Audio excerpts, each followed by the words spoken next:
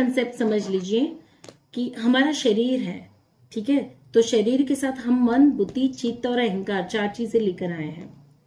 मन क्या है? भावनाएं महसूस कर रहा है, और बुद्धि क्या है? बाहरी तौर पे शरीर को प्रोटेक्ट करने का काम करती है। तो बुद्धि के पास अपनी स्वतंत्र इच्छा नहीं है, पर बुद्धि है शक्तिशाली, जो शरीर को बचा सकती है, ठीक है। तो मन की जितनी भी भावनाएं हैं, मन के जितने भी अनुभव हैं, मन फेमिनाइन है और बुद्धि मस्कुलाइन है। मन का स्वभाव स्त्रीण है, भावनाएं, बुद्धि का स्वभाव पौरुष है ना, मस्कुलाइन। तो मस्कुलाइन हमेशा मन को ही समर्पित होगा और उसी को सरेंडर होगा। ये कंसेप्ट मैंने उसमें समझाया है। तो मन और बुद्धि से ऊपर है हमारा चित्त, है ना। तो मन सीधा चित्त से कनेक्ट करता है और अपने सुख दुख के अनुभव चित्त से लेता है। चित्त में पड़े संस्कार हैं, तो चित्त में पड़े असंख्य जन्मों के संस्कार है, जहां पे दुख है, सुख है, गरीबी है, अछत है, पीड़ा है, बिछड़न है, बहुत सारे ऐसे अनुभव है चित्त के अंदर पड़े हुए, कॉन्शियसनेस, है ना। तो चित्त के अनुभवों के आधार पे, उसके संस्कारों के आधार पे मन भावनाएं महसूस करता है, और मन की भावनाओं के अनुरूप बुद्धि कार्य करती है और शरीर के लिए रास्ता चुनती है, ठीक है। तो आपका फाइट और फ्लाइट मोड भी बुद्धि का काम है, या तो लड़ना या तो भाग जाना बुद्धि का मोड है ना। तो बुद्धि शरीर को प्रोटेक्ट करती है मन की भावनाओं को देखकर, और मन भावनाएं कहां से लेता है? चित्त में से। ये सब कुछ इतना सरल है, पर जैसे ही उसमें अहंकार आता है, ईगो यानी कि आई कॉन्शियसनेस, जो चित्त के और मन के बीच में खड़ा है, उसकी पोजीशन मैंने उस कॉन्स्टलेशन में क्या दिखाई है कि पीछे चित्त खड़ा है, तो बीच में ईगो है, और उसके बाद मन और बुद्धि है। तो ईगो की वजह से, हाँ, ईगो की वजह से मन क्या महसूस करता है कि ये दुख मेरा ही है, ये गरीबी मैं ही अनुभव करती हूं, है ना। तो आई कॉन्शियसनेस जैसे ही एक्टिव होती है, मैं और मेरा बढ़ जाता है। तो वो सरल समझ है कि दुख और सुख है, उसकी जगह क्या आ जाता है? मैं दुखी हूं और मैं सुखी हूं, मैं गरीबी अनुभव कर रही हूं, मैं लैक में हूं, मैं फंसी हुई हूं, मैं तकलीफ में हूं, मेरे साथ गलत हुआ, किसी ने मेरा अपमान किया, सब कुछ ईगो की वजह से आ जाता है। वरना उससे पहले सरल होता है कि दुख है, सुख है। चित्त के बड़े संस्कार दुख और सुख का अनुभव करते हैं। अनुभव करिएगा, 7 साल का बच्चा 0 to 7 ईयर में रोता भी है, हंसता भी है, खुश भी होता है, दुखी भी होता है, उदास भी होता है, सब कुछ होता है, पर वहां पे मैं नहीं है, बस अनुभव है। तो रोता भी जाएगा, हंसता भी जाएगा, खेलता भी जाएगा, सब कुछ होगा। जैसे 7 साल से 14 साल के बीच में आने लगता है, आई बढ़ने लगता है, उसका ब्रेन डेवलप हुआ, आई कॉन्शियसनेस जागृत होने लगी, और इसकी वजह से अब 7 से 10 साल के बच्चे में या 10 से 14 साल के बच्चे में ये भावनाएं पलने लगती है कि मेरी चीजें हैं, मैं क्यों दूं, ये मेरा है, मैं क्यों करूं, या मुझे ऐसा नहीं करना, या मुझे वैसा नहीं करना, ये मेरे साथ हो रहा है। आई बढ़ने लगता है, तो वो एकरूपता आने लगती है कि अब ये सुख भी मेरा ही है और दुख भी मेरा ही है, जीतना भी मुझे ही है और हारना मुझे नहीं है। कंपटीशन, कंपैरिजन, ये सब कुछ बुद्धि के पैदा होने, आई के पैदा, बुद्धि यानी आई, ईगो कॉन्शियसनेस। हम जिस बुद्धि की बात कर रहे हैं ना, वो अलग बुद्धि है जो शुद्ध रूप में प्रोटेक्ट करती है,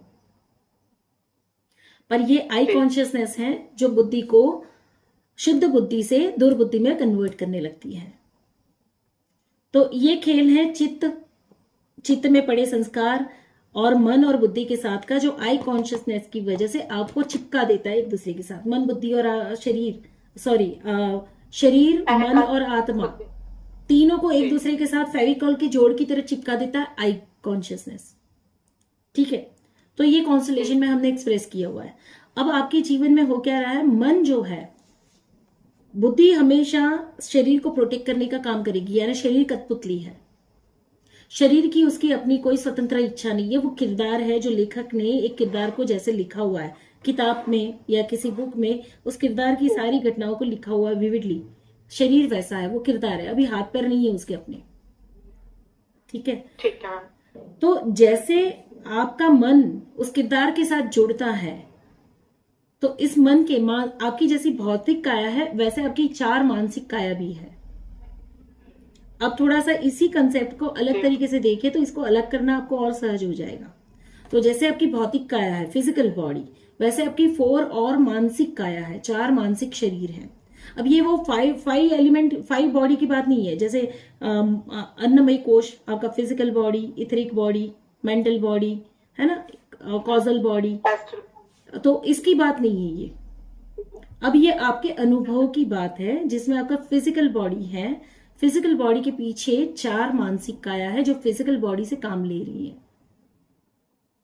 ठीक है, तो फिजिकल बॉडी एक कठपुतली है, पपेट, उसके पास अपनी स्वतंत्र इच्छा नहीं है। जैसे कि एक व्हीकल है, निर्जीव है, व्हीकल के अंदर ड्राइवर नहीं बैठेगा तब तक वो अपने से नहीं चलेगा, तो वैसे आपका शरीर है। अब उसके पीछे जो 4 मानसिक काया है, आपकी मेंटल 4 बॉडीज जो है, मनस काया, वो आपके शरीर को चला रही है। तो पहली जो काया है वो बुद्धि काया है।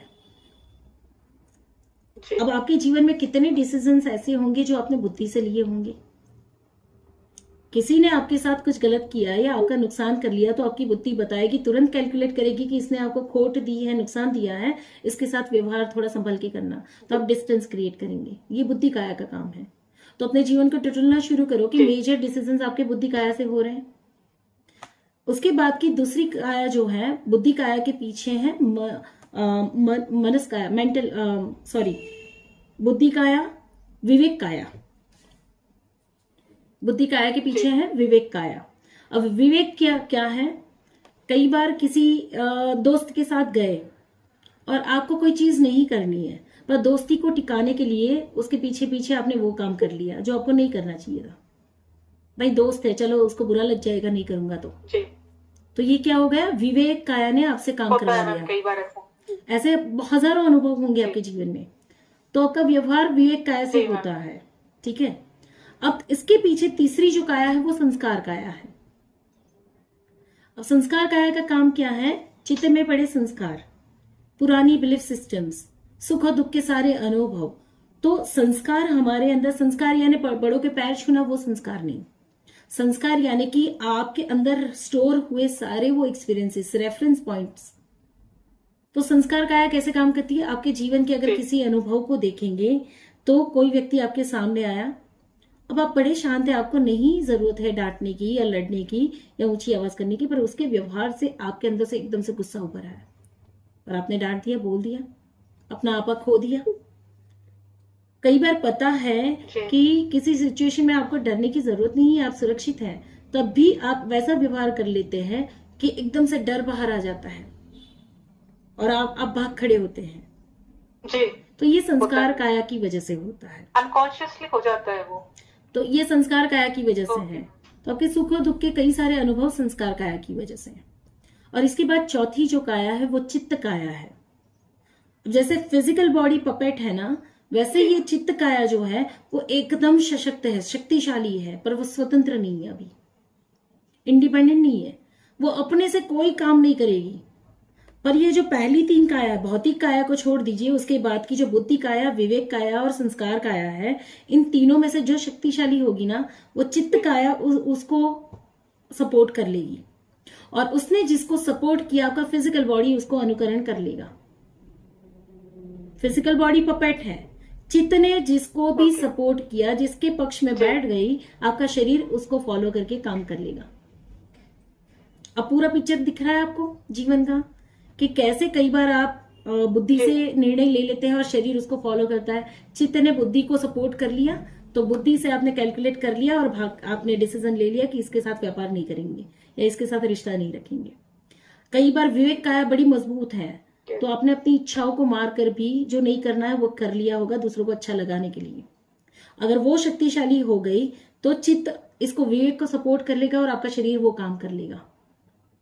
पर उसी जगह पे अगर विवेक कमजोर हो और बुद्धि बताए कि नहीं, मैं अभी बार बार हर्ट नहीं होंगी, मैं सिर्फ अपने आप को प्रायोरिटी देना चाहती हूँ, क्योंकि पिछली बार भी मैंने अपने आप को जब दांव पे लगाया था तो उससे मुझे तकलीफ हुई थी, इस बार मैं तकलीफ नहीं लूंगी। तो क्या होगा? चित्त बुद्धि को सपोर्ट करेगा और आप वो काम नहीं करेंगे। अगर संस्कार आपका इतना मजबूत हुआ कि आप आदी हो गए हो कि बार बार अपने आप को ही हर्ट करे, रिजेक्ट करवाए, तो चित्त संस्कार को सपोर्ट कर लेगा और आप वैसा ही व्यवहार करेंगे, किसी को बचेस करना, किसी के पीछे भागना और फिर बार बार रिजेक्शन लेना। ठीक है, तो सारे खेल आपकी 3 कायाओं के हैं। वो तीन काया कौन सी है? या तो बुद्धि काया, या तो विवेक काया, या तो संस्कार काया। चित्त स्वतंत्र और शक्तिशाली है, वो जिसके पक्ष में खड़ा होगा शरीर उसी का काम कर लेगा। तो अपने जीवन को अब टटोलना आसान हो जाता है। देखना, हर घड़ी आपको ऑब्जर्व करना है कि आपका शरीर कौन सी काया से जुड़ा हुआ है, आपका चित्त किसको सपोर्ट कर रहा है, और आपका शरीर वो काया से काम कर ले रहा है। तो जब इतना देखना शुरू करेंगे तो आपको पता चलेगा आपका कोई भी फंक्शन इंडिपेंडेंट और इंडिविजुअल नहीं है। आपके शरीर का कोई भी एक्शन, कोई भी कर्म, कोई भी काम इंडिपेंडेंट और इंडिविजुअल नहीं है। और आपकी चित्त की जो शक्ति है, जो क्षमता है, वो तो धरी की धरी रह जाती है, क्योंकि वो तो उन तीन कायाओं के सामने सपोर्ट सिस्टम में बैठ रही है, वो इंडिपेंडेंट नहीं है। तो अगर इन तीन कायाओं से आप ऊपर उठ पाए तो शरीर सिर्फ साधन है, उसको साधन बनाया जा सकता है, और चित्त अपनी शक्ति से इस साधन का उपयोग करके पार निकल सकता है। आपको लगेगा आप जमीन पे चल रहे हैं, पर एक्चुअली आपके पैर हवाओं पे चल के निकल जा रहे हैं। बुलेट ट्रेन की तरह आपने ऊपर रास्ता बना लिया, जमीन को छूने की जरूरत ही नहीं है। ऐसा अनुभव कर सकते हो आप।